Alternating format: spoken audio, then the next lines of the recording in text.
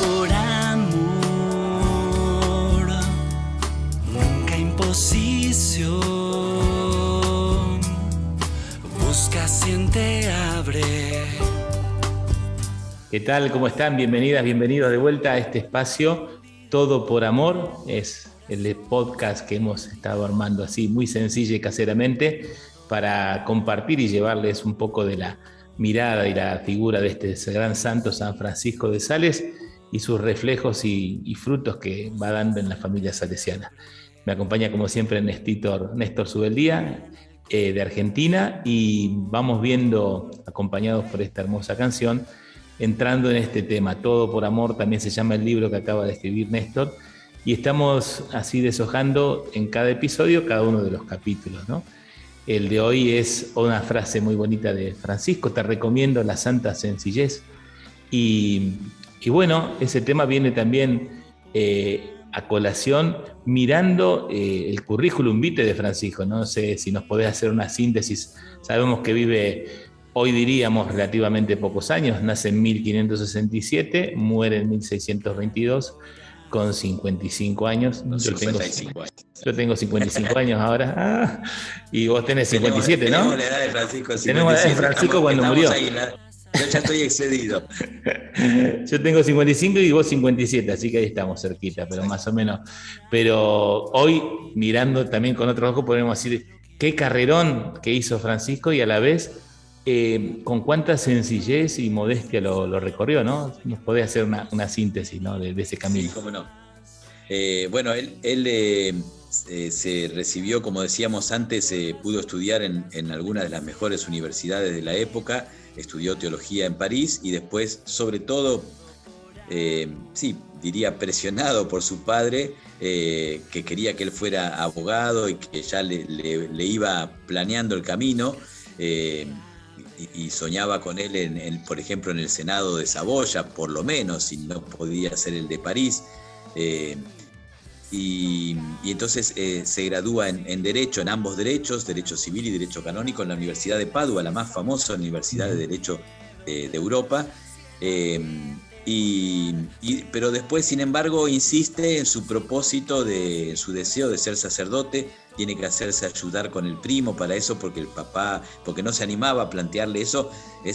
También hablábamos de las diferencias de época, es otro estilo de familia, donde la decisión del padre era determinante para toda la familia, ¿no? Y el señor de Sales, que era militar retirado, que había trabajado al servicio del rey de Francia, bueno, tenía sus exigencias y parece que no era fácil de conformar. Según dicen, el primo Luis, el primo de Francisco de Sales, tiene que decirle al padre que bueno, aunque sea un eclesiástico, pero que él va a poder hacer carrera eclesiástica. Parece que con eso lo convence, y de hecho comienza con un cargo ya ni bien ordenado sacerdote, con un cargo en la diócesis de Ginebra. No mucho tiempo después es nombrado obispo coadjutor, y finalmente en poquito tiempo deja de ser obispo coadjutor para hacerse cargo de esa papa caliente, como decimos aquí en la Argentina, que era la diócesis de Ginebra, porque era una sede difícil, ¿no? De los obispos, como decíamos antes, ya no podían tener sede en esa ciudad amurallada, y sin embargo no renunciaban a ese título, seguían siendo obispos de Ginebra, aunque en la práctica eran los obispos de Annecy, la ciudad hoy en Francia cercana a Ginebra, donde de hecho podían residir.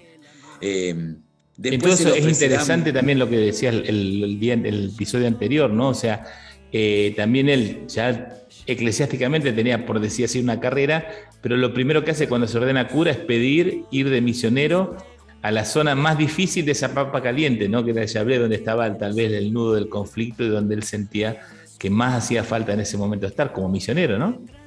Exacto. Y cuando lo hacen obispo ya de Ginebra, también se le ofrecen distintas posibilidades. De hecho, lo van tentando de distintos modos, desde los reyes, el duque, los arzobispos. El arzobispo de París quiere que sea su sucesor, el arzobispo de Turín, que serían las dos más grandes e importantes ciudades de su entorno.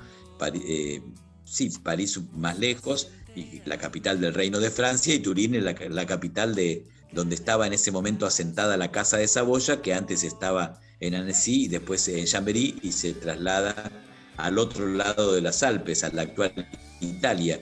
Son divisiones geográficas distintas a las actuales, pero de uno y otro lado de los Alpes, lo que hoy es Francia y Suiza y lo que hoy es el norte de Italia, era siempre el ducado de Saboya. Allí, por eso entonces, Francisco y don Bosco se consideran paisanos, ¿no?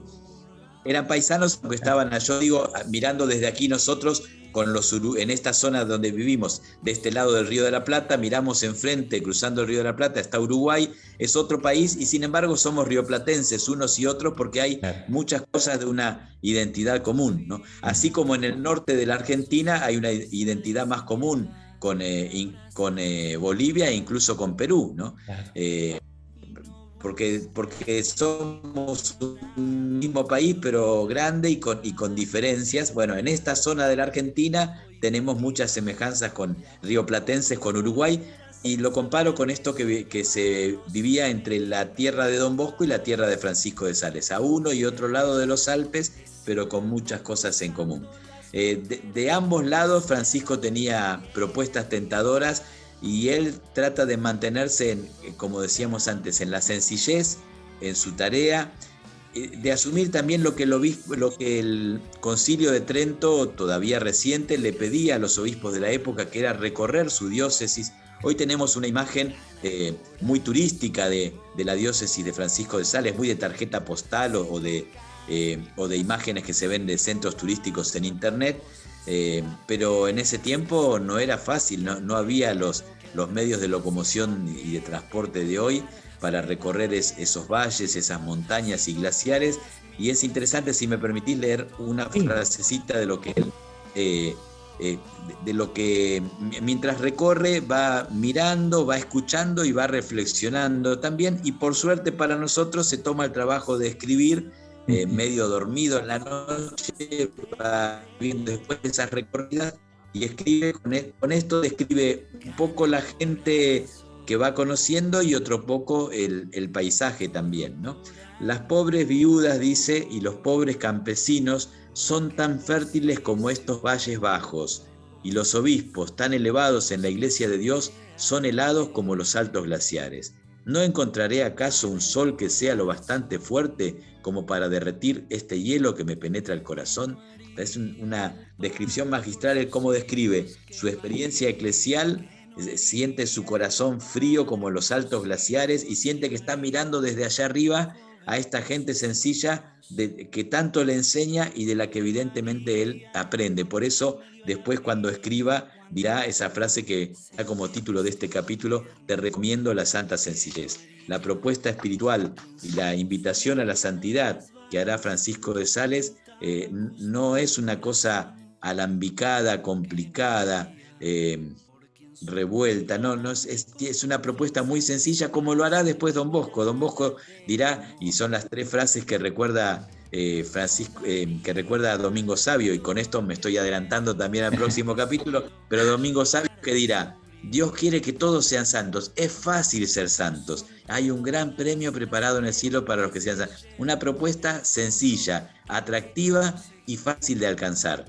Por eso Francisco de Sales dice: te recomiendo la santa sencillez. Y en una carta, si me permitís, leo un poquito más, dice: mira hacia adelante y no pienses en esos peligros que ves de lejos como me escribiste.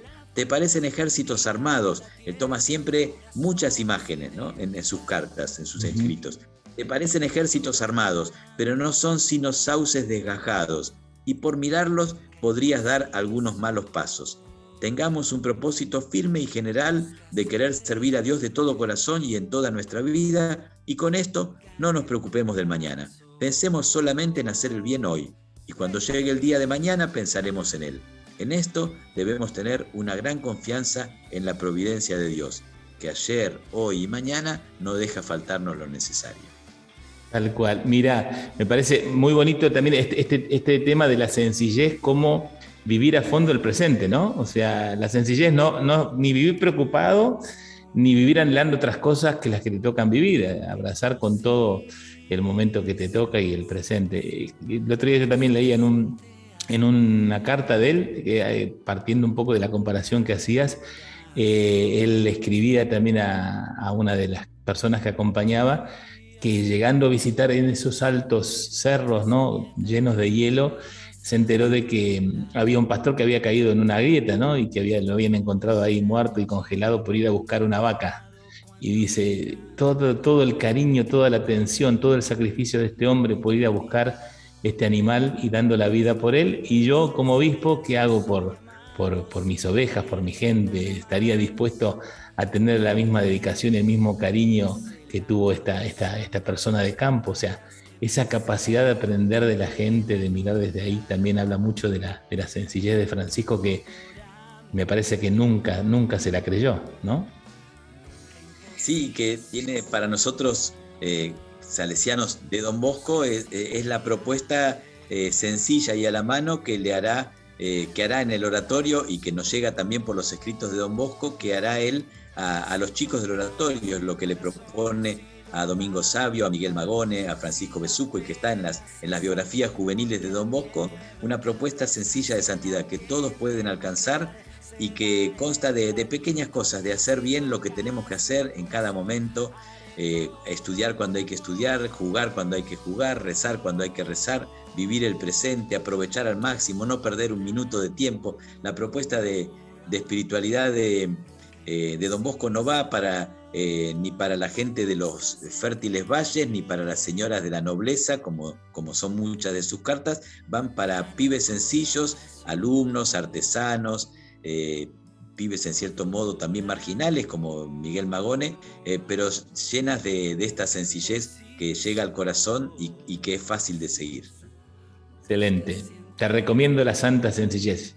Nos recomendamos la santa sencillez que Francisco ha tanto predicado y sobre todo vivido.